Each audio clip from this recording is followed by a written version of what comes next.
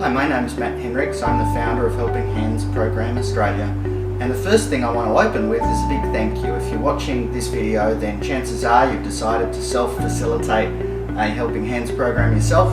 You're watching this training video maybe for the first or second time, and I just really want to say a big thank you to you. You know, we've made over 12,000 hands now. When we started, we had no idea how big it was going to get, but 12,000 hands, and I've only actually ever made one. The other 11,000 odd hands have been made by people just like you, making a difference. So thank you so much before we get started. Now, to start with, I want to just quickly orient you through what is in the pack that you would have received, and also give you a bit of background as we go through that before we actually start building. I think it's important to kind of understand where everything's at in that way. So first of all, I want to just explain the purpose of this video is to help you prepare from a technical perspective. I think it's fair to say that every one of you will facilitate this program in a slightly different way. And I think that the most important thing when you're facilitating our program is being really clear about the learning objectives that you want to achieve, and helping to manage the overall process live in the room. Now, we're not going to cover that today.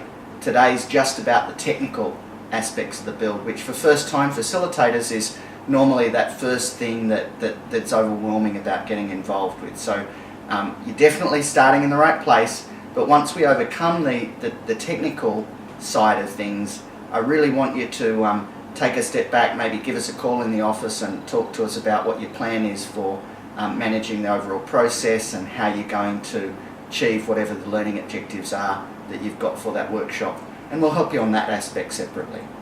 Alright, so we've got a whole bunch of materials here. You're not going to get all of these materials in the workshop that you're running, but it's fair to say you'll have a sample of them, depending on what time of year, what order you've placed with us. First of all, here's the where the real action's at. These are what we call a program ready hand. Now, we call them program ready hands because effectively they're ready to be put out and used by participants. You shouldn't have to do anything to these. You absolutely shouldn't have to open them before you go to your session, and if you do, there's always a risk that you might jumble something up and lose it. This is also a program ready hand, but you can see there's a blue label on it. And actually, that's something that's really exciting about the current state of affairs with our program. For many years, the people receiving our hands, the single bit of feedback we've been receiving from adult recipients is that they'd love a hand just that slight bit bigger. They'd love a hand to be able to hold a Coca-Cola can or a bottle or something like that. And so we've designed a slightly larger hand as well. When you facilitate, you won't always know which model that you'll be getting, but when you open up your kit, you'll know immediately blue is for the large, and it also says large there, and white is for the traditional smaller hand model. We'll be making both of them in the future, but we've probably got a bit of catching up to do with the large hands. Then we've got our Helpdesk kits. Now, the Helpdesk kits, to be clear, you will only have one of these per 10 hands, and that's actually quite important to us because we only buy them in batches of one Helpdesk kit to every 10 hands. Now, as you know, we're really happy to sell you a facilitation kit for even just one hand, but every time we do that, we have to give you one whole Helpdesk kit which has got enough parts in it for 10. So best thing you can do is really technically well prepared for each session, and try not to use these Helpdesk kits unless you absolutely have to, especially if you're in those smaller groups, because we really do rely on being able to use them more than once. If you're in a smaller group, we ultimately recycle and reuse them. Two kits, you'll notice once again that this one is replacement parts for the larger hand. The label's slightly different. Now, in the future we might have different coloured pouches and different coloured cards, but we'll always do something to kind of identify them as a bit different. And this is more your traditional Helpdesk kit. Take a step through a bit more. Now, this you'll always find appended to a letter within your facilitator guide, and this is a USB flash drive. It's really, really important that you check that out. Even if you're a regular facilitator, because if we get anything new whatsoever that comes through the tracks, if we get a new video of recipients or photos, new slides, anything at all that you can imagine that we might like to share with you, we upload that on the USB stick each time. So even though you're a facilitator, you might think, why do you send me this flash drive? That's pretty wasteful every time. Just send them back. We'd love to recycle them. But that's our way of knowing that you've got the most up-to-date materials every single time you facilitate. I mentioned there's a letter, and that'll be in the facilitator guide. You'll always receive a facilitator guide as well. So you'll get one of them and one USB flash drive for every kit that you purchase. Sometimes if you purchase kind of 50, 60, 70 hands, and you might be personally planning on running several kind of sessions, by all means call us up and let us know that you need more than one facilitator guide or more than one USB flash drive. That's perfectly fine. But as a default, you'll only ever get one of each of those things. And that letter that I said that will normally come, this sort of congratulations, thanks for joining the community of Helping Hands facilitators, that will always just be loosely put inside this facilitator guide. Think of it like a read-me letter. Anything new, anything that we want to really keep you updated with, it'll be in that letter, so make sure you do read that each time. Then we've got these things that it's always hard because our programs now are in so many countries in the world, and people call these things different things everywhere around the world. In America they call them koozies. In Australia we'd be calling these stubby holders, cup holders, all sorts of things that people call these. But we've got two different sizes, small and large, and typically 90% probably of the hands that are made worldwide are made with the participants assuming a disability first. So normally we don't give them a choice around which hand they lose. If it's their right hand, they lose their right hand, and if it's their left hand, they lose their left hand. Now of course that can be a bit sweaty and uncomfortable. Let's clean up our table here and get started. I'm not going to work with a disability this time, but don't worry, it is possible. We don't just make fun of you and ask you to do that. 90% of our hands are absolutely made in that fashion, and I think it really adds to the experience, I think, to have this kind of overwhelming challenge, this sense that how on earth are we going to be able to build a hand one-handed? Sure enough, they'll do it, they'll feel so much better about themselves. Let's just, for starters, what I'm going to do is I'm going to build the small hand, and as I build that small hand, we'll point out at different stages a couple of the things that your participants are likely to experience challenges with. But of course, as we go, we'll stop and pause. We're not going to explain every single step in the build.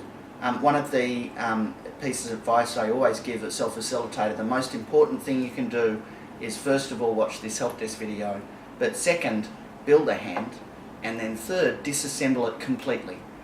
There's nothing that will stop you building a hand and then completely disassembling it and using it again in your program. It won't ruin that hand for use for someone else. But once you've done that, you get that kind of physical confidence of, all right, this is achievable, and I can be a Helpdesk operator. So that would be my advice. Definitely take that up. All right, so let's look at in this pack now. Chances are, if you're like me, you would have set up your materials on the table, you would have made it look really nice across the hall, and of course it's really handy to have that note saying please open only when advised, because chances are you might want to cover a couple of slides or something before you kick people off. This is the cream pouch that the hand comes in. We're going to just cover a couple of quick things that come with the hand. Behind this card that isn't used at all from this point, there's also a little template letter for the hand recipient, so people can use that if they want to write a short note. We always encourage people write legibly, keep it short. Chances are we won't have facilitators present at the end distribution, and chances are anyone that we have at that distribution won't necessarily speak English. So I think this person's probably going to take this card, they're going to put it in their pocket, and they might carry it around for years before they find someone that can translate it fully. Make sure it's legible when that time comes. So we won't do that at this point. But then, one thing I want to just point out to you pretty quickly, there's these blue bags, and they of course come in that bag as you saw me pull it out. But these blue pouches, now they've got tools, they've also got little keychains that say I gave a hand there, obviously there for you and your participants to keep as a memento. But very clear, it's a little bit sparsely populated in there. It looks nothing like this Helpdesk kit. It's very important, I think, that as a facilitator you don't get the two confused, because every now and then we'll get someone making a hand out of a Helpdesk kit or something strange. So please, we only make hands with the blue pouch that comes in the bag with your program ready hand. Alright, well it's probably time to get started. So like we said, we've got our hand parts in the pouch here, and we've got a blue pouch. So let's kind of orient ourselves through what's in that pouch. There's some coloured markers that the recipients will be able to use to decorate the hand carrying pouch. That's an important part that we'll talk about a bit later. There's also these little keychains that we said that they'll also get. We'll just put them to the side as well for the time being. And then this is where the real action's at. They will have two different sized Allen keys, one large and one thin. They'll also have a steel bolt, and they'll also have a hook tool. It's a probably best described as the kind of tool you might use to pull a loose thread if you were sewing or something like that. It's been repurposed for the point of this activity, and actually as you go through this activity you'll see a whole bunch of different things that are repurposed. It's one of those things that once again we're really proud of, because every time we can repurpose something that exists already, it keeps the cost of our initiative down.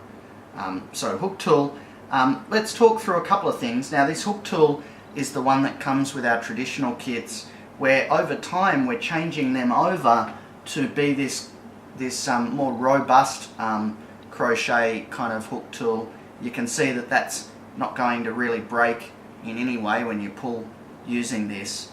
And then there's a third contraption that looks a bit like a fishing hook, because it is, but it's been adapted to take away any unsafe kind of aspects there, and it can be used. You can see there's a hook there, and it can be used in a bit more of a robust way. So once again, repurposing different things, but let's just use the tools we were given in our kit for this time being.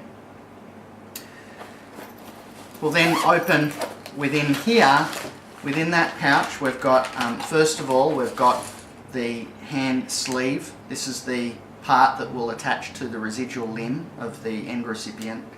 And we've also got some strapping that will be woven onto this sleeve. We're going to put that aside for the time being and get into it later, but it's fair to say this strapping is really important, because that's the bit that helps us attach it to someone's residual limb, irrespective of how long, short or thin their arm is. We'll then talk about some parts here, and once again pretty straightforward. We'll just put those bags to the side. This is a base piece. You've got a couple of rigid digits, and you can see as you lay them out that clearly one's for one side and one's for the other, because they're mirror images of each other. Same with these geared digits. A cuff pad that'll help protect someone's residual limb, and also a rigid digit. As we go through this, you'll see the rigid digit's actually got a sticker on it. Now some models, when we ship these hands out, they'll have a sticker on them to help. At times we'll think that the manufacturing run for that batch is good enough that we won't need that additional assistance. Either way, it's an additional challenge for recipients, and as facilitators you'll see that the sticker is definitely helpful, but if they don't have it, don't worry, it's definitely still definitely achievable. Then we've got a grommet here. This is just another standard plumbing grommet. We'll get to how we use that later. So let's now look at some of the smaller parts that come with the hand. They'll all come in this silver tin. Now we've got that silver tin there in the hopes that people will empty those parts out before they use them and put it into that tin.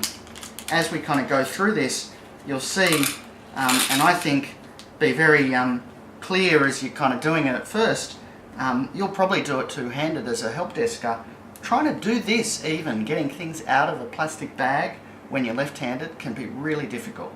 Even opening that silver tin, you'll have people that will raise their hand really early on and say this tin's jammed, you've glued it shut.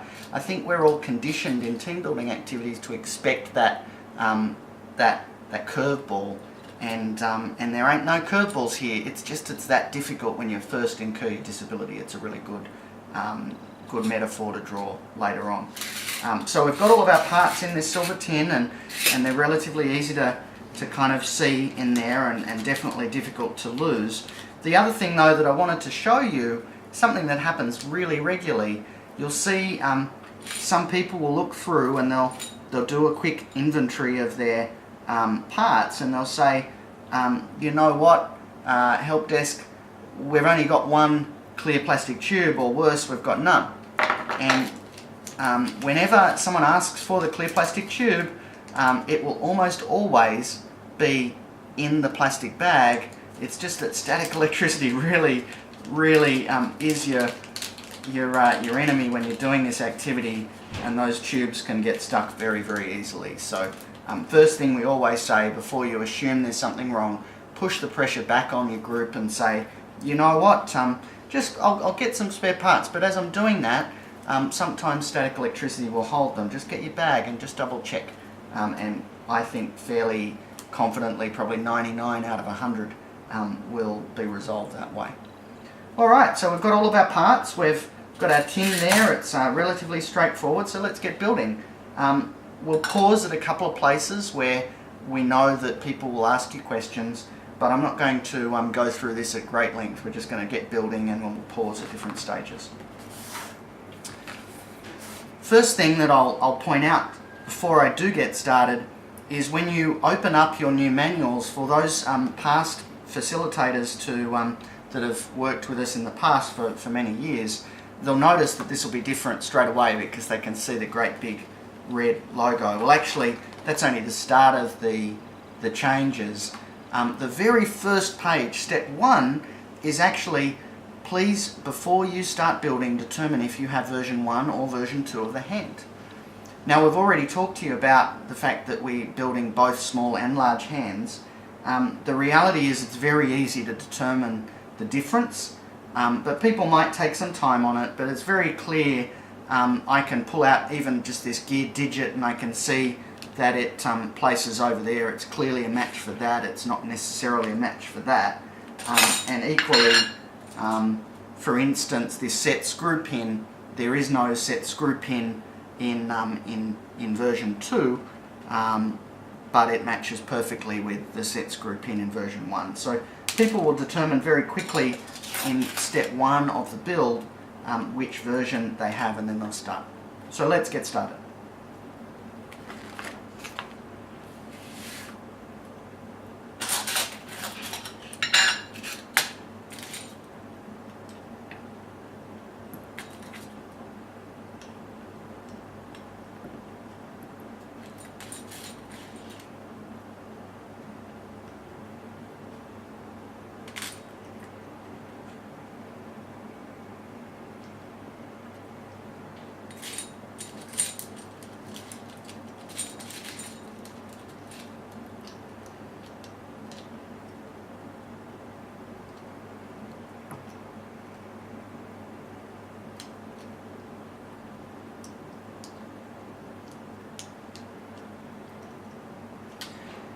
Alright, now I wanted to just pause here and show you something that a lot of your recipients are going to make, a lot of your participants are going to have problems with. And that is, you can see right in step 2 that their main job is to put the brass pawl in and to put it in the correct orientation. There's a little pin that they will have pushed in to hold it in place, and then the next step is that they're going to be putting in their clear plastic tubing at that point. Now, one of the great improvements that we've actually put in place in these instructions is at several places where there's common mistakes, we'll actually even give a little prompt around what intervention is required from the help desk. And so, although it isn't a guarantee, you shouldn't really rely on your participants to give technical expertise to you as the help desker, but it's fair to say that if they get the direction of this pawl wrong, then it will actually say in the assembly manual, if you make a mistake and get your brass pawls backward, use this paper clip to remove the roll pin. And so I think it's fair to say that they'll come and ask for help from the help desk staff, because that's what it says to do. In future editions, we haven't decided 100% yet, but in future editions we may well include those paper clips. So as I'm looking for my paper clip, one thing that I want to kind of share with you, when you're first starting as a help desker, I think it's fair to say you get a bit scared when you're put on the spot with your first question. This is a pretty straightforward one, but you might forget this video. So I want to give you a really good way of remembering the correct orientation of these brass paws. You can see that in the brass paw there's a cut-out piece that could conceptually be a seat. You know, when it's sitting upright, it could potentially be a seat. You couldn't sit on any other part of it. And then if you look here, there's this space in the base piece, and that space, to me, if we were going to have a swimming pool, that could be a swimming pool, couldn't it? And of course, when you're sipping on a margarita or your drink of choice by a pool, you would never face your chair away from the pool, would you? You'd always face your chair towards the pool. And so we can tell from that little easy kind of jog of our memory that this seat is facing the pool. This one's facing away, so this one must be the one that's wrong. We're going to get a paper clip, which is a really simple tool. And you can see that there's a hole just in the side there. We're just going to place our thumb in it, we're going to push it, and that'll come right out really easily. Normally, we'll leave it just tucked in there. We'll give it back to the recipient, the participants, and they'll have to get back on the job and finish that job then. So we'll take this pin, we'll put it back in, and we'll get started again. But as we kind of do that, I just want to kind of share one more little thing that multiple people will skip over in your instructions, and you're going to want to understand that and watch it. I find it really helpful as a facilitator. So as we go down, you can see already at the very first line of step 2, there's a term that says sub-flush, and it says equals below the surface.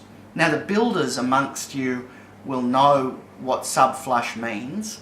It means that if you were drilling or screwing a screw into a wall or something like that, flush would be that you want the head of that screw to finish in line with the wall that you're screwing it into.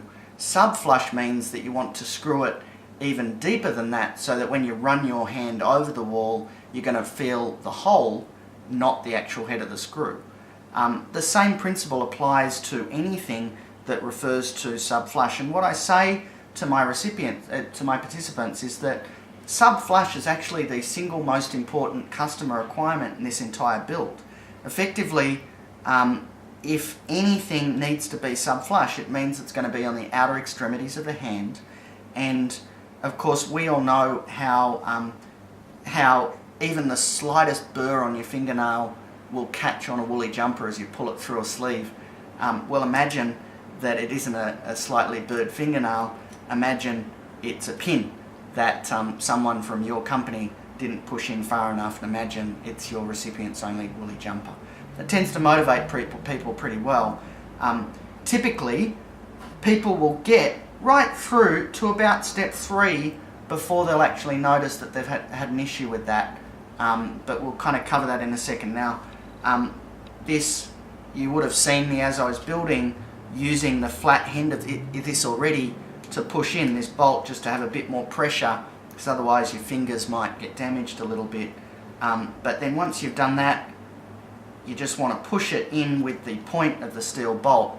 And one of the things that I tell my colleagues that are supervising these events is, often people will work for ages and they'll be pushing on that pin and saying that nothing's happening. But if you look really carefully at this roll pin, you'll notice that it's hollow in the middle, and often our dexterity when we're working left-handed is so much worse than when we're working right-handed, and people will just naturally have the point in the hole of that pin, and of course they're not able to apply much force to the pin that way. They really need to be pushing on the outer edge of that pin, and they'll get it perfectly subflush like that. That's the way it wants to be. One of the reasons why they'll often get to step 3 before they'll even realise that their pores are wrong is because you've got these clear plastic tubes fit in there, and of course if the pores are in the right orientation, you'll still be able to get the plastic tubing in there, but if they're not, then there just isn't a nice space created there, or the little ledge on the back end of the pore. So that's all people do. They'll push it in maybe with a nail or something. It can be a bit fiddly, but they'll get that done, and that's perfectly satisfactory. We'll then move on to step 3. Now step 3 is the first kind of part where one of the stages is quite different to the large hand, but let's just focus on the small hand for the time being. It involves getting the center rigid digit and a pin called the set screw pin. Now I want to show you 2 problems that can occur at this point in the build. One, maybe the set screw pin doesn't quite fit in there. Maybe when people put it in, you can see that that's fitting perfectly and nestles in there just right, and if I turned it, it would start to grip. But if, for instance, someone was putting it in and it was just rocking around, there was clearly no space for it to go into, then we actually have a small drill bit that comes with your Helpdesk kit, and that small drill bit is really, really perfect for this task. It looks like this, and just with your hands you'll be able to just turn that once or twice. Don't be anxious about maybe turning it too far, because you can't damage this particular part with this drill bit just by using it normally. So 2 turns, pulling it out, and then you'll find that that set screw pin will go in there really nicely. The other thing I want to show you at this point, and I'm just going to remove this label to make it accessible, you can see that there's multiple different parts or types of springs. This particular spring is an extension spring, and these are compression springs. Of course, the extension spring has these little loops on the end of it. The compression spring does not have those loops on it, and it's very clearly different. At times, you'll get people confusing these 2 things. The other thing that sometimes people will confuse is this bolt with a set screw pin. Now, there's no real reason why they would make that kind of mistake, except that they're just looking for holes and looking for things that fit in those holes, or they're being that inattentive that they're just assuming every spring is the same. But either way, it's a fairly obvious mistake. Now if they screw this bolt into this hole, and if you put it there, it will actually start to go. If they were to screw that bolt down into the center rigid digit, they would get it to a certain point. If they continue to put real sweat into those turns, they might even shear that off and destroy this part altogether. They may even destroy the spring that's inside it. They might get to the entire end of the build before they realize that problem, and if they do, they're going to have to disassemble the entire hand. It's going to be very frustrating for them, but in some respects it just mirrors what the world of work is like. And okay, so I'm going to just show you quickly how to identify the easiest way to put this extension spring in. You can see just on the white paper there, you can see that the orientation of these hooks is slightly different. It's about on 90 degrees. So if I hold a hook here and I hold it upright, I know that that hook is going to be in that same orientation at the other end. If I just hold that there with my thumb and I turn this set screw pin in, I know that it will actually work quite well.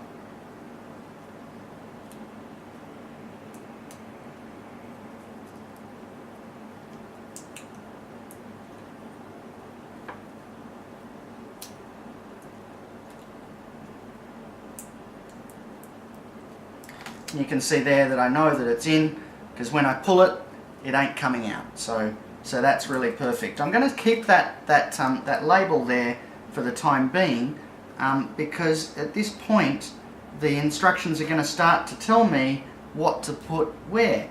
And you can see in step 4, it's very clear. It says be sure to use the correct pin. Many pins are close in size.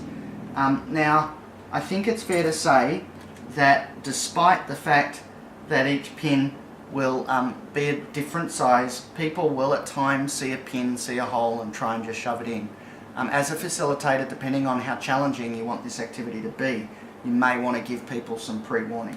So let's go with the easy one first. This is the primary pivot pin that'll go in there. And then we're going to look for a pin that it says the digit pin, and it says it's a loose fit. So we can fit that in there, and it feels like it's easily moving in and out. If we were to get a pin that was incorrect and try and put it in there, you can see that this other pin, which is the base to hand pivot pin, that pin would clearly just not fit in there at all. At times you will have groups that for some reason ignore the sticker, for some reason are just testing pins in holes, and despite the fact that that doesn't really fit, they'll grab a hammer and they'll really force it, and once again, unfortunately, if they do that, they may have to rework their hand. So these pins are in there in the correct orientation, and it says to push them about halfway through, so they're looking good, and I'm going to remove that sticker at this point in the build.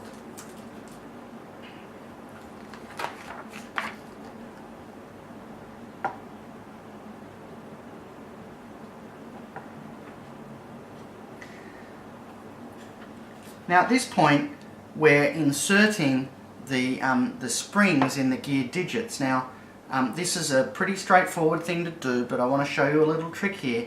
If you turn the spring as you're pushing it in a twisting motion, it'll actually just push right in. Now this looks very easy right-handed, but once again, people working left-handed, that will be quite tricky. And then there's a couple of different tools that they might choose to do, but they might use their narrow Allen key to push that around, because that's in a photograph in there. Now, if they were to be careless and try and pull it to jam this in and pull it around rather than pushing it, they could quite easily damage that spring. I'll show it once again on here, pushing this spring in there and giving it a little bit of a twist, and it'll slide right in there quite easily if you've got the right angle. Once again, just pushing it around, and you can test that movement really quite easily. Now at different stages in the manufacturing cycle, at times, if we ever get aware that we've got a faulty batch of springs or something like that, we might go further than we normally do for our self-facilitators, and at times we might preload those springs. Other times we might include additional springs in your Helpdesk kit. Either way, we kind of ask you to hopefully roll with the punches as much as you can, because as much care as we take, it's very hard in a project like this to get it 100% right all the time. What we promise though is that even if you have a problem you can't solve in your Helpdesk and you return it to us, we'll always ensure that the quality is checked and amended before we ship it off. That person can be assured, even if they can't figure it out in the session, they can be assured that they've made a difference, even though they might not have been able to solve the problem there. So we've got step 6 and 7, and at this point it actually describes doing one side at a time, and it's very clear in the instructions, but what you'll find is a lot of people will put both gear digits on at once, and that kind of increases the degree of difficulty. But for argument's point, we'll put this in ourselves just one side at a time, the way the instructions say. What we're going to do is, we can see in the gear digit we've created this space at the end of the finger. We've created that space, and that space is where the digit pin is going to go. Now, if someone is careless in the way that they put this in, they might easily put that pin in a way that it punctures the compression spring, and that would be a real nightmare, because they might well have to undo their hand again later. We'll show you how to do that. And then they'll put on this rigid digit.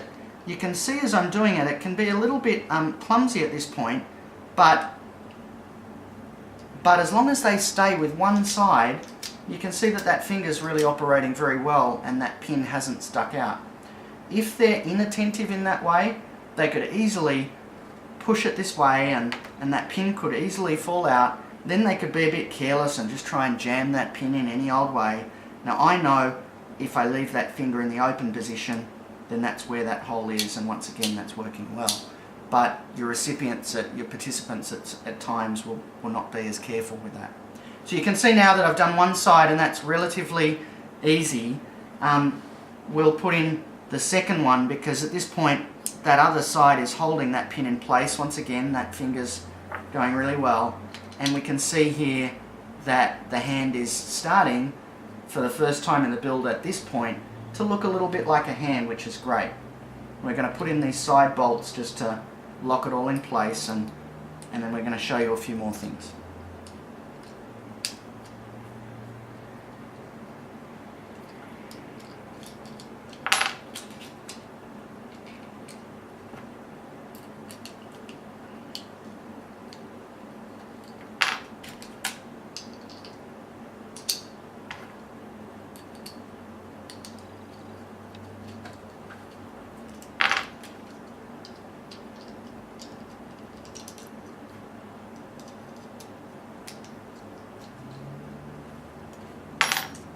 So at this point we've got a hand that's working, we've got a base here that's working as well, and we know it's working because these fingers are flicking back really well, and that if we turn it upside down you can see that they're perfectly in alignment. Now if one of those springs was punctured, they probably wouldn't be sitting like that. One might be sitting a little lower than the other and we'd know it was damaged.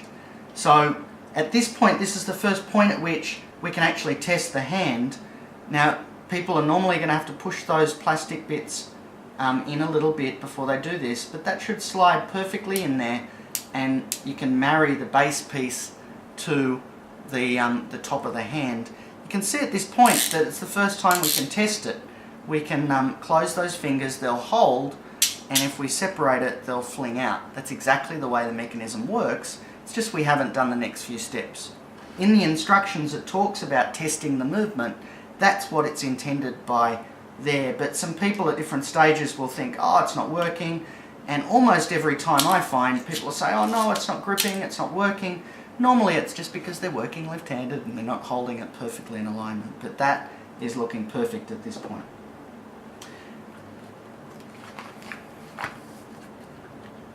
Now I'm going to show you probably what's the most difficult part of the build at this point, and this is putting the base to hand pivot pin into this hole right here, and that hole is obviously going to marry both parts of the hand together.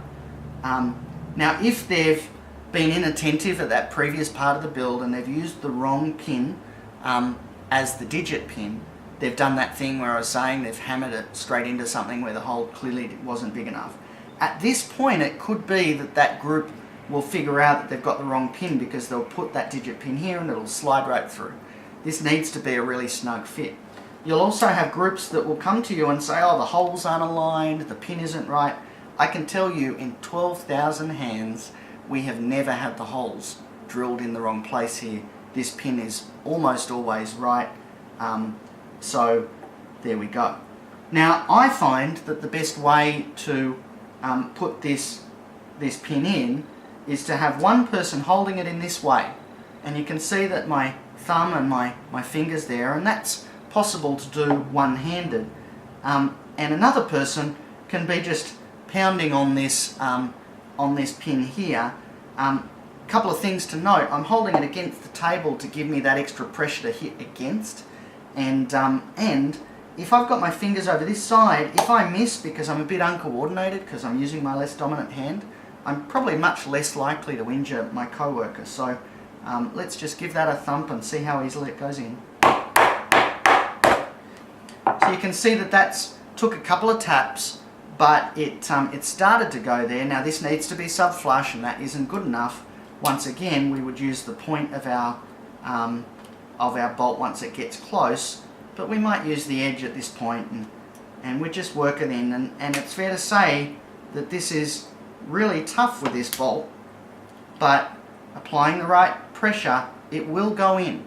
Once again though, these are all just challenges that your group has to work through. Now at this point, once again, we'll be able to see the hand working really well, but of course it might come apart here, and that's because you haven't done the next step. This is the point. A lot of self-facilitators ask me, what ratio should I build hands in? Now, it's designed as a 3-person activity. The reason it's designed as a 3-person activity is because there's a few pinch points in the build, and this is one of them, where you need 3 people working together in concert on the same part in order to build the hand. And so this is one of those critical parts. If you've chosen to have groups of 4 or 5, then this kind of part of the activity, you won't have everyone in the group a part of it. And of course that doesn't matter. For the purpose of building a hand, you'll still build a great quality hand. It all depends on your learning objectives for the session.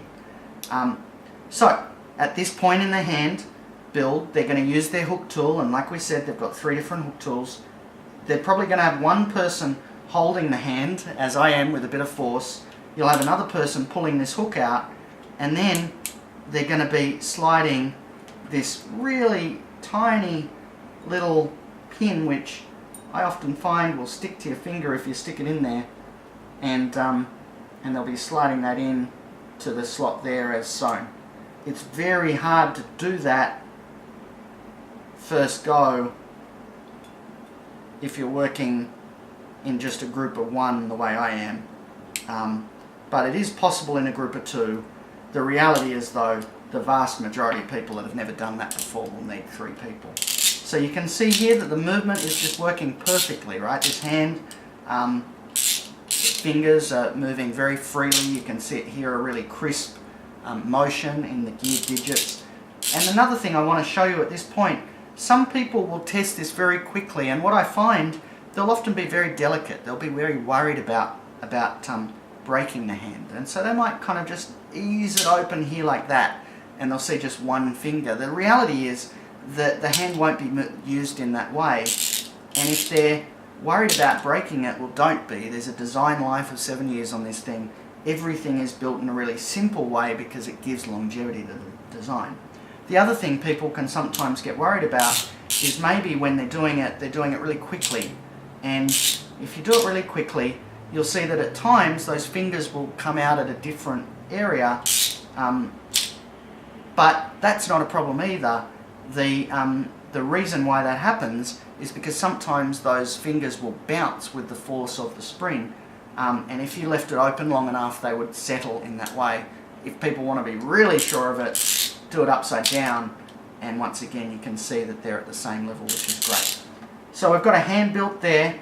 We're in the home stretch in terms of the build, and we're going to put our grommet on, and we're going to screw that into the sleeve.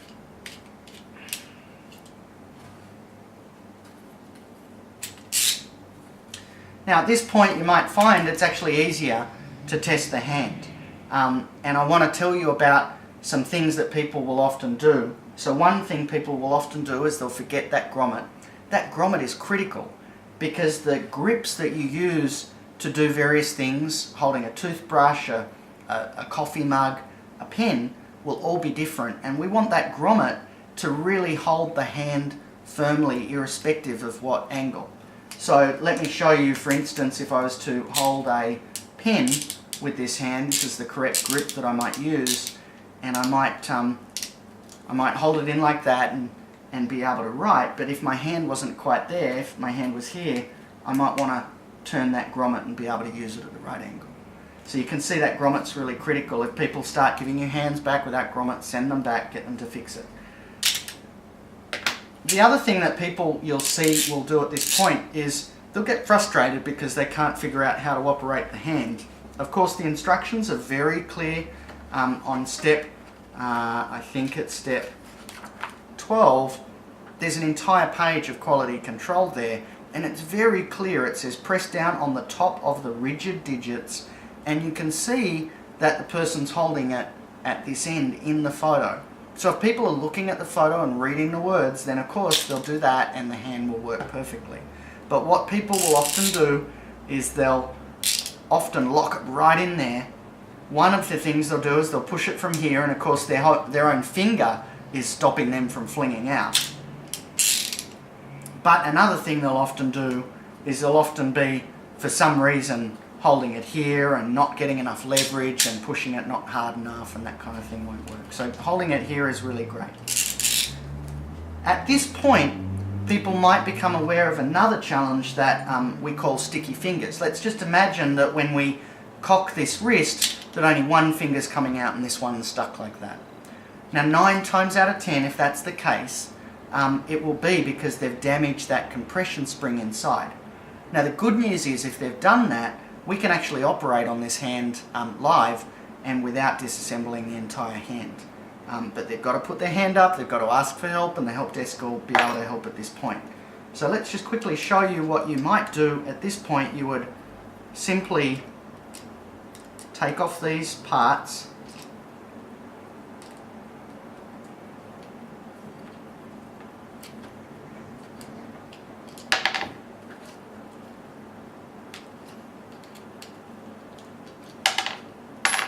And you can see it's still holding together at this point. What you would normally do is you'd put your thumb there holding this gear digit in place, because if you don't do that it might fall apart. And you're going to take that off, and at this point you're actually going to be able to see the thing working. But one thing I want to show you, if you pull out this digit at that point, you can see that when you do that, if you do that at an incorrect angle, or you do it a bit roughly, this pin will fly out. Always know that if this is in the openmost position, you can put this pin back in, right? So you put the pin back in like that, and let's just imagine that we pulled this spring off and we could see that there was damage to the compression spring. All we would do is we'd take that hook tool, we'd pull it out the end where it's a little bit wider and easy to pull out. You've got 4 compression springs in each of your help desk kits. There's more than enough. And hopefully you'll be able to give them a spring, get them to put it in, and they try it again the next time. I want to show you something really quickly here though.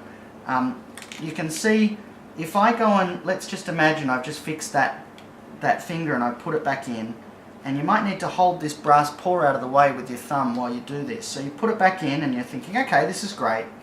Now I might be tempted to test the movement at this point, and I might be tempted to, and you can see that working really well there. You can see the way that brass paw engages. I might be tempted to do that. If I do this at that point and then I cock the wrist, look at what happens. That brass paw gets pushed forward and this is locked in place. Nothing's going to happen now, right? And so it's very interesting when you get into this design. The guy that designed this, a guy called Ernie Meadows, was quite celebrated for the design. In fact, the hand's been inducted into the Smithsonian in Washington DC because it's seen as so revolutionary.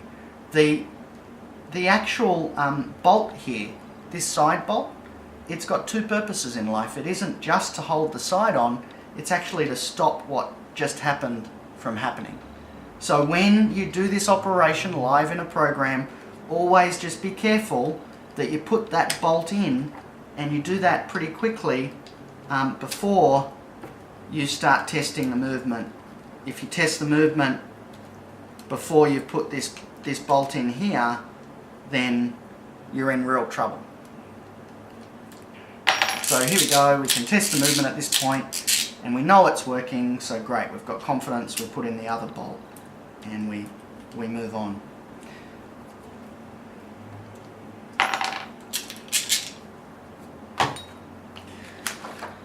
So, at this point in the instructions, you'll notice that we're up to the armband lacing instructions. Now, one of the things that I want to make clear to people with the lacing, I'm not going to show you how to do this and go through every step of the detail, but it's fair to say that most groups that we supervise will build a hand one-handed in a group of 3. They'll do that pretty easily in half an hour to 45 minutes. The slower groups might take closer to 45 minutes, the faster ones closer to half an hour. And they'll feel like that's done. And that little protector would be in there. They'll feel like that's done at that point, and relax.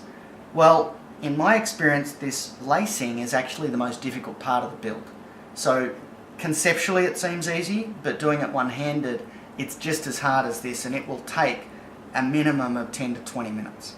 So as a facilitator, be aware of that and be willing to intervene. The reason I say that is in all of the groups that we run, it doesn't say it in the instructions anymore, but we always say that strapping is optional if you're having real trouble.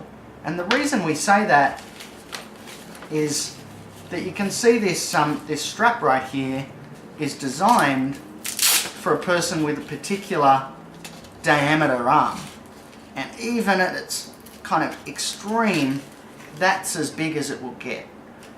Equally, at its thinnest, it might get to that, but you've got this big flap laying out here. And so this particular lacing is really only good for 80% of recipients.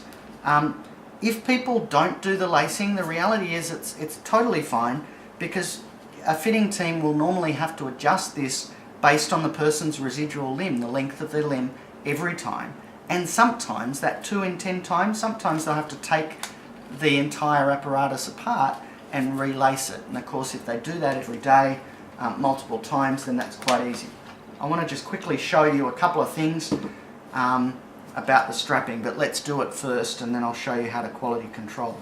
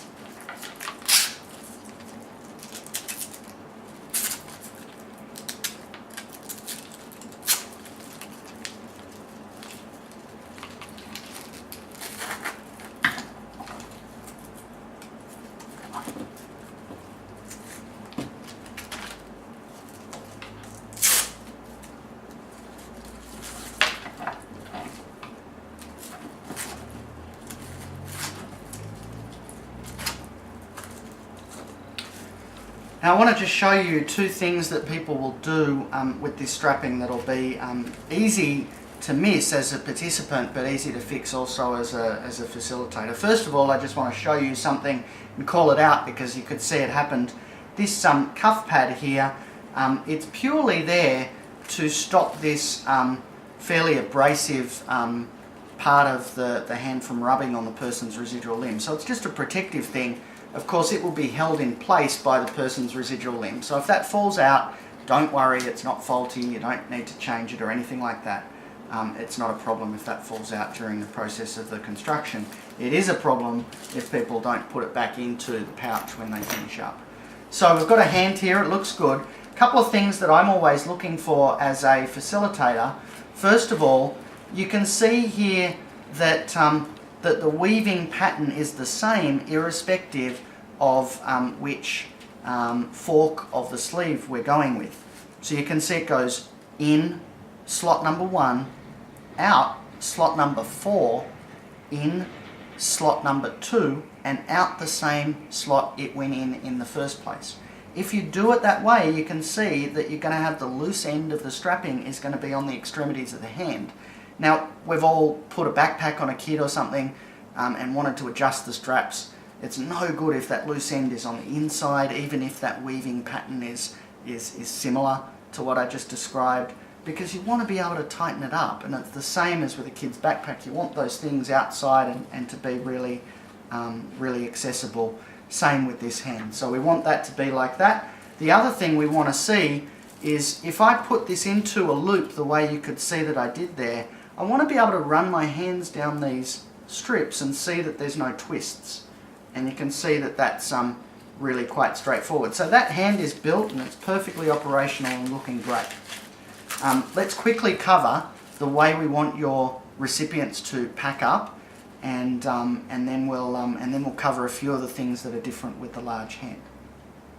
So this hand, it doesn't matter if it's like this, but the hand with the strapping, make sure the cuff pad's in there. All of that is going to go into the pouch that the person made the hand from. If the strapping wasn't done, no problem. Just put the strapping in there with the pouch as well. Now there's two other things that we talked about. You've got a letter to the recipient, and that letter might have been written, it might not have. If it's been written, then they need to put that in with the hand as well. It should fit really nicely in there. And that's basically the hand the way we want it. The hand's going to go into the plastic bag that it came from. Once again, we reuse and recycle everything, but this hand is really important, this bag, because it will protect the artwork from running. We'll show you a bit of artwork in a second. So you've then got your instruction manuals. You might have a pile for all of the instruction manuals. You've got your hand, you might have a pile for all of that. And then you've got a bag here that works really well, I find, to just collect all of the other materials. So you've got these coloured textures. Maybe one of the groups picked up a few of these keychains. Maybe a couple of others have donated them back to the program. Fine, we'll put them in. Got our hook tool here. We'll put the lid back on and we'll pop that in there. We'll put a steel bolt and our 2 Allen keys, and we've got our silver tin. And of course, like I said, every single bag here we reuse and recycle. So definitely send them back to us. And you can see there that we've got a really nice, neat packet of all of our recyclables there. So 3, oh, and I forgot this one. That would be in there too. And once again here, we've got 3 piles. We've got our hand, we've got our recyclables, and we've got our assembly manuals. These koozies, the stubby holders that we talked about, you might also have a pile for them, but equally we always encourage people to take those stubby holders home with them and use them at their own leisure. So you might have a pile of them, you might not. But that's effectively a hand, and you've done a really great job at this point. So let's, we've got that hand. Let's just quickly describe something else that's, I think, a really important part of the whole process, and that is the artwork. Now, first-time facilitators will often think of the artwork as a relatively token activity. I think a lot of us that facilitate for a living often think that it's really good to cover off all learning styles and to have something artistic and something analytical and etc. etc. You might think that that's why the artwork's there, but not so. We actually include the artwork because, I don't know about you, but you get accosted an awful lot nowadays with free stuff. You might get off the train and people give you a free tea bag or a free detergent that you might want to try.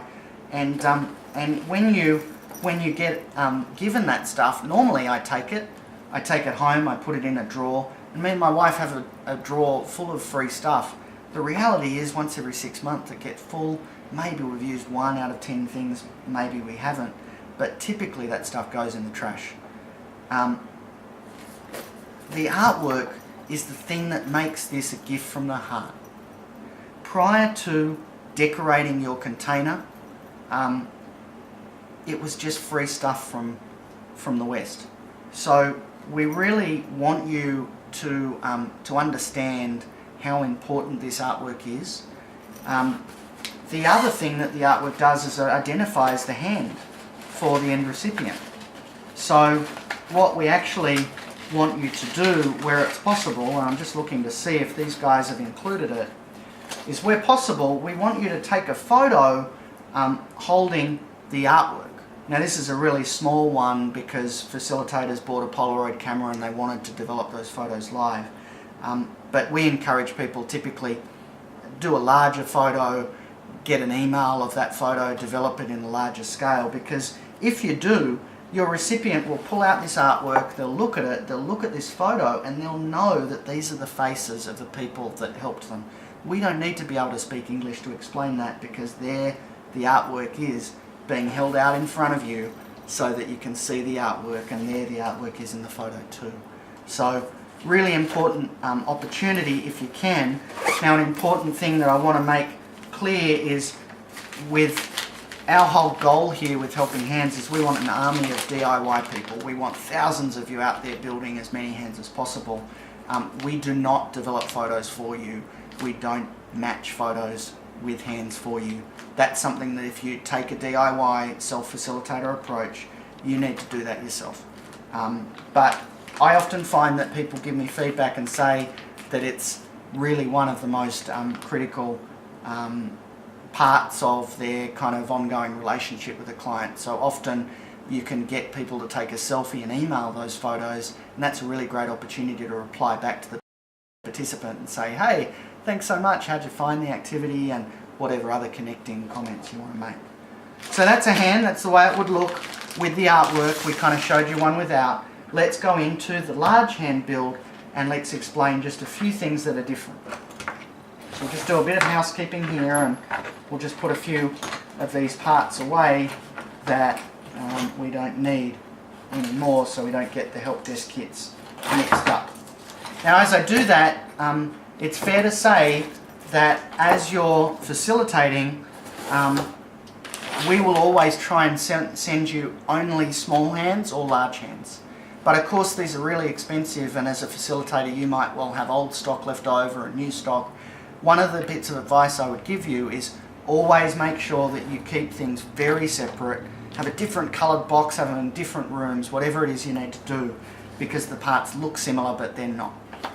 Now, we'd already explained in the assembly manual that the large hand has been built in here for 6 months. I'm describing this Helpdesk video, and as I do it, I know that there's been about 1,000 hands built without any problems with the large configuration in the United States. So we're really excited about this because we know the quality is perfect.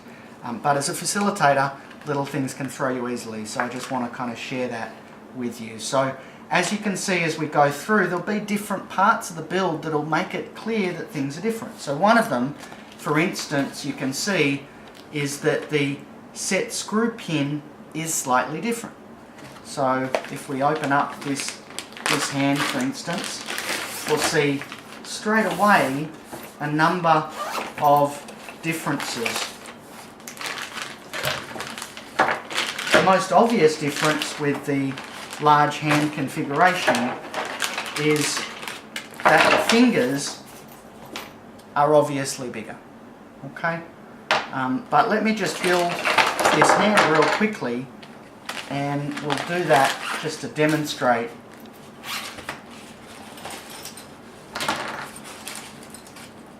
the differences where we come across them.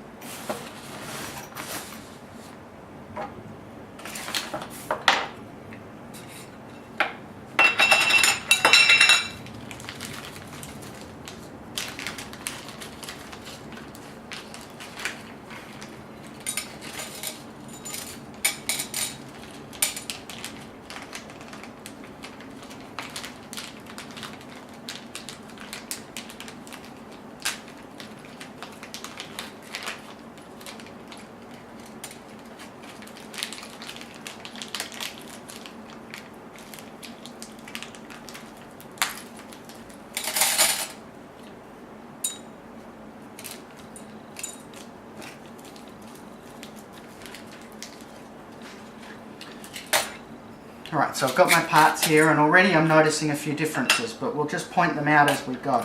So first one is really obvious, and that is that the base piece is not connected to the base. So let's just quickly screw that in. You can see that there's 5 holes in the bottom there, and it's just a matter of making sure that we align those holes correctly with the bolt holes. Very hard to get wrong, and if they do get it wrong, it'll be very obvious that they have done so. So you can notice with the large hand that there's also 3 different sizes of Allen key, and that's because of these screws right here for the base piece. So you can see that you need 3 different sized Allen keys for this.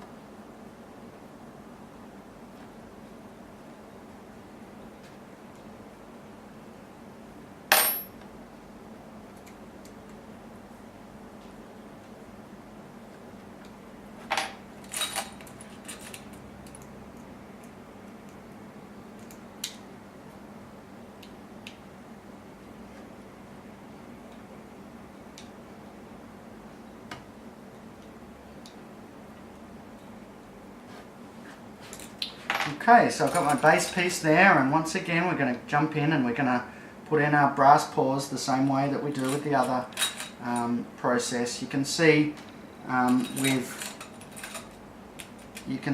this particular build that the actual pins are also solid. So the pins that we use, the roll pins that we use in the other build, you can see are not quite the same as the roll pins, or the version of the roll pins here.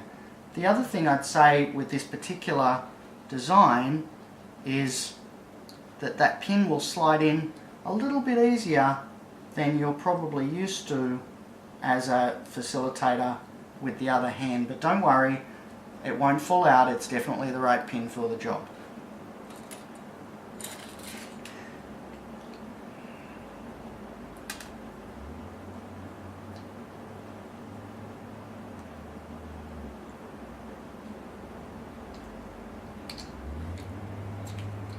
So there it is, and we get to our plastic tubes, and they're slightly longer than the small hand, and so people, especially first-time facilitators, will start to get worried that maybe these tubes are too big, but you can see that they're not. You just need to be a bit persistent and work it with your nail, and you will get it in there.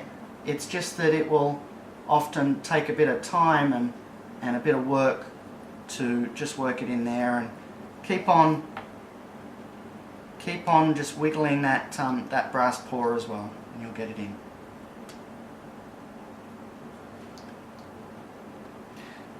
One thing that you don't want your participants doing is to start choosing at this point, starting to decide that, okay, I need to cut that down because it's the wrong size. It's not the wrong size. These things are definitely done in the correct length.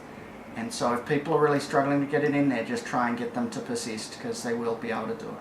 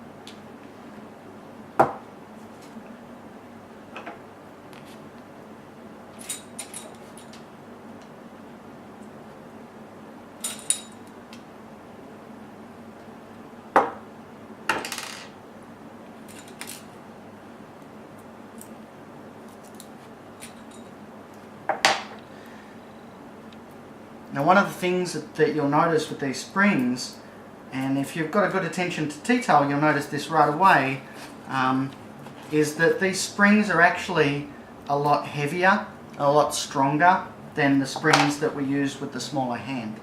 So just be careful about that, because you could easily find yourself under pressure in a workshop and pulling out an old Helpdesk kit that you've got from the small hand and finding yourself cutting corners there, and that would be terrible because we wouldn't want the hand to not function.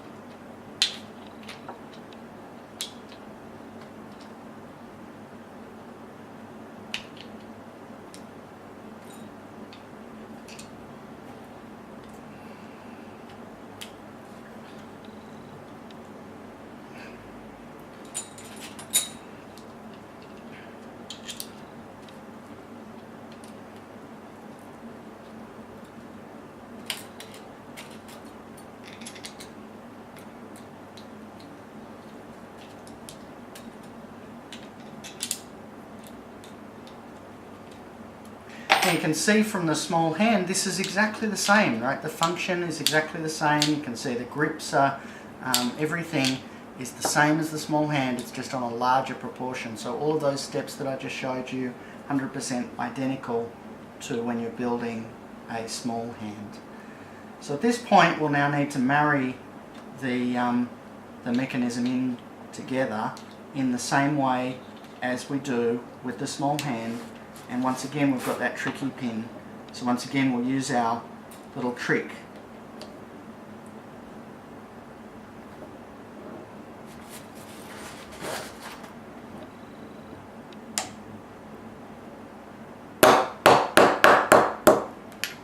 See that pin's gone in really well, and we've made it sub-flush again, and once again we can test the movement at this point.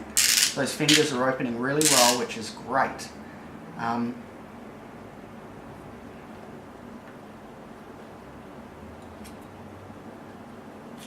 You can see this is something that sometimes you might find that you get to a point, and this will be the same with the small or the large hand, where you might find that there's a range of different problems that are with this center rigid digit. And for those of you who are used to building our hand, you will have noticed the mistake that I made already, and that is I haven't put in that set screw pin, have I? So of course this isn't going to work, and you might find that as a facilitator that you need to operate on this hand at that point and disassemble it. I want to show you a really great procedure to do that. Effectively, you're going to use the thinnest Allen key that you've got, you're going to put it into the hole, and you're going to just give it a little bit of a tap on the table, and that base to hand pivot pin will come out really easily. Of course, if you discovered that something silly like this, that this pin is not there, something that's really obvious, then that's an easy kind of fix. At times, you might find that you'll need to operate in a more aggressive kind of motion. So let's just, for the case of this particular exercise, let's just assume it's a simple mistake.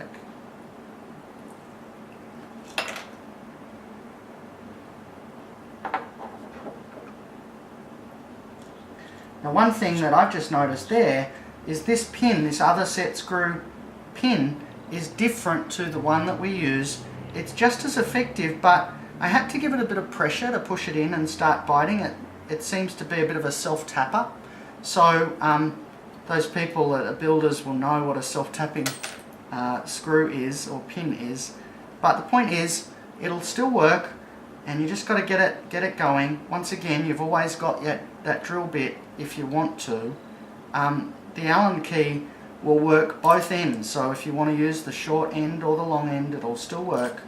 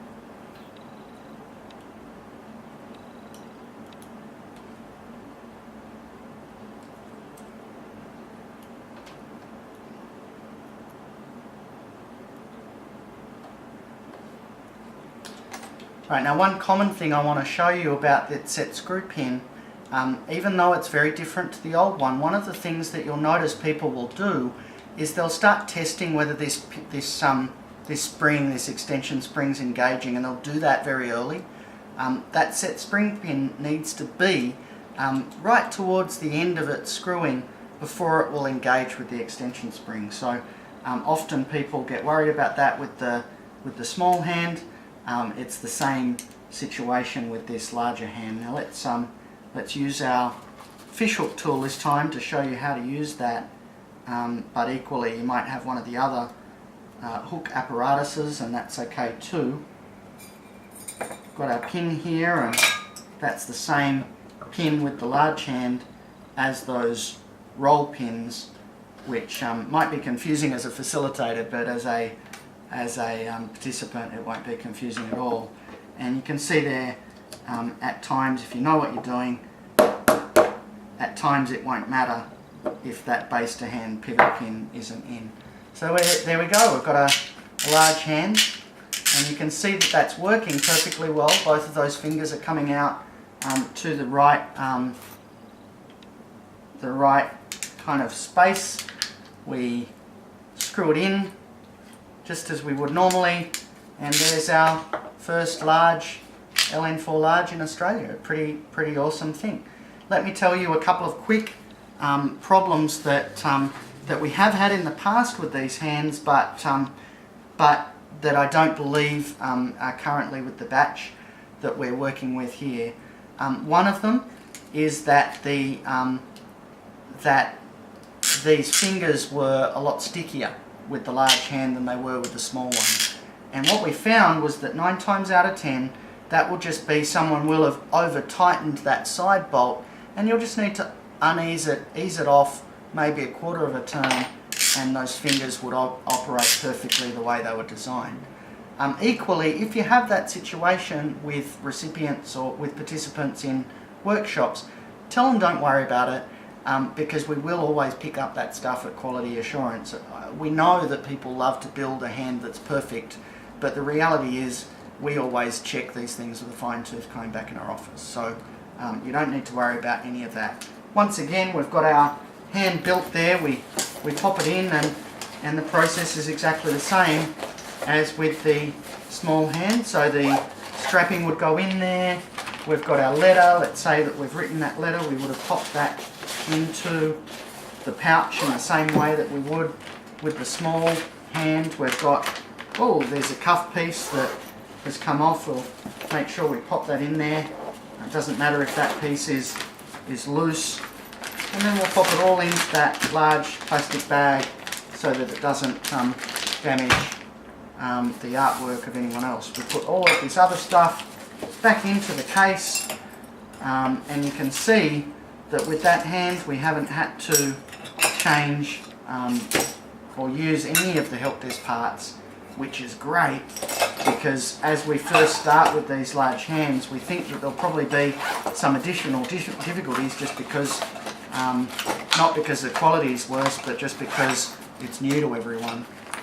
So wherever possible, please just try and not use those Helpdesk kits where you can. So there we go, assemble manuals. We might have a couple of koozies. We've got our Helpdesk kit separate, and there we are. Thanks so much for being a part of the Helping Hands project. You know, when we started this thing, we built 1 or 2 hands at a time. We didn't know where it was going to end, much the same as you probably don't as a self-facilitator, but know that this first step you've taken could well open up enormous potential for different aspects to your business. We know that every hand made is going to change someone's life on the other side of the world, but we want this to grow your business yourself as a facilitator. We want it to transform your leaders' experience. We want people to connect with purpose at their business. We want collaboration to be taken to the next level. We really think that we're onto something pretty amazing with the Helping Hands program, and we're really excited about each and every one of you getting involved. Now, one thing I wanted to say before we kind of say goodbye is that we've been really conscious about taking an open source approach to intellectual property. we want to give this program to the world, not keep it to ourselves. So of course you need to buy the hand parts through us, and that's a given. But we have no problem whatsoever with you using our branding, our logos, our trademarks, all of that stuff we want you to use because we want you to be successful. We absolutely will go to great lengths to help different partners that we've had over the years, and we could give you a whole bunch of different examples of that. So please do reach out to us if you've got an exciting idea or something a bit different you want to do. Please don't be shy about coming forward and letting us know, because normally we'll be just as excited about you as you are. A couple of other things I wanted to just share.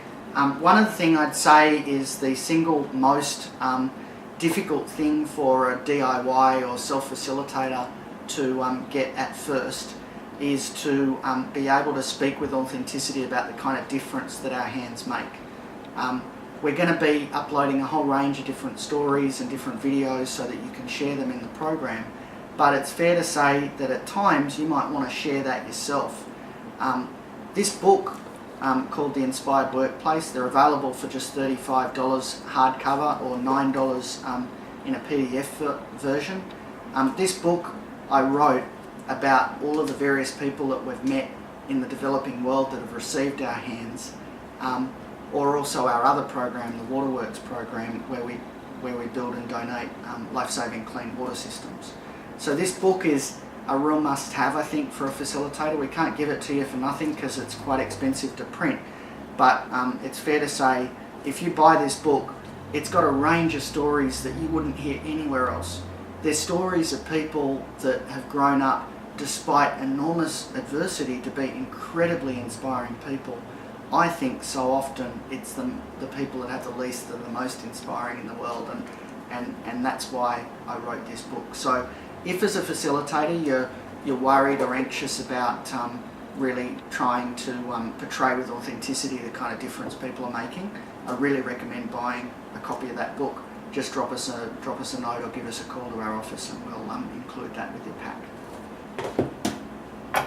Thanks so much for choosing to be a part of the little project that we've got here. 12,000 hands is where we're currently at the time of recording. We've got big dreams for the future, 20,000 hands by the end of 2020, and we know that there's no way we can achieve that without really supporting all of the DIY and self-facilitators out there. So thank you so much from the bottom of my heart, and thank you on behalf of every one of the recipients that receives the hands that you're going to be making together. We really appreciate it. Thank you.